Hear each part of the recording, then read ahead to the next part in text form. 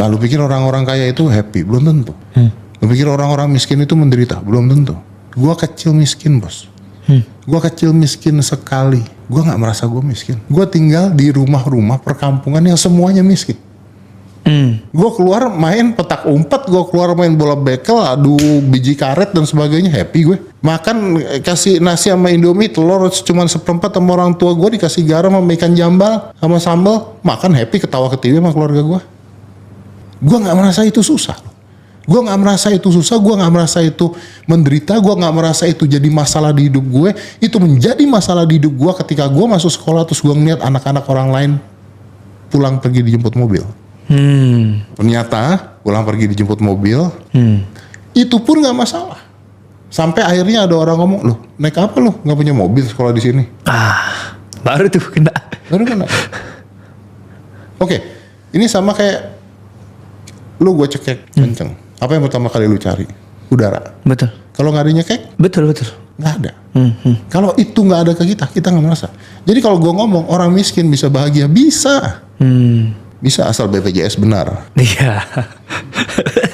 Ya, asal BPJS benar. Bisa orang yang kaya raya dan sebagainya punya asuransi mahal banget dan sebagainya, kalau kena kanker darah ya kena juga. Mau nggak pakai BPJS juga mati-mati juga kok. Okay. Jadi gue waktu kecil nggak merasa susah. Gue tahu itu susah ketika ada orang membanding-bandingkan.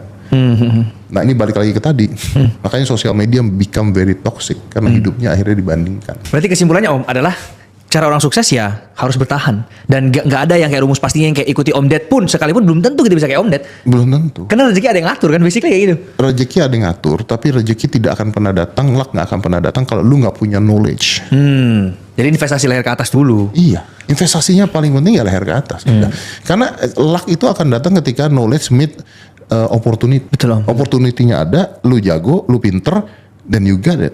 Kalau opportunity-nya ada, gini deh, kita ngomong yang paling tolol aja deh. Ada orang ketemu undian 100 miliar di jalan. Kalau dia buta huruf, dia nggak tahu itu apa, bos. Oh iya betul juga. Iya betul juga sih. Dia nggak tahu itu apa kalau dia buta huruf. Iya. Jadi akhirnya dia harus tahu dulu itu apa. Dia tahu itu apa is a knowledge. Iya. Dan knowledge nggak perlu sekolah. Betul, di mana-mana dong. Iya, gua nggak bicara edukasi loh ya. Gua bicaranya knowledge. Betul. Nggak perlu sekolah. Bos, sekarang YouTube, nonton YouTube lu dapat knowledge. Betul. Asal otak lu nggak PA. Betul. Bener nggak ya? Kan kita harus gitu kan. Betul. Karena kan apapun yang gue omongin di sini belum tentu bener loh.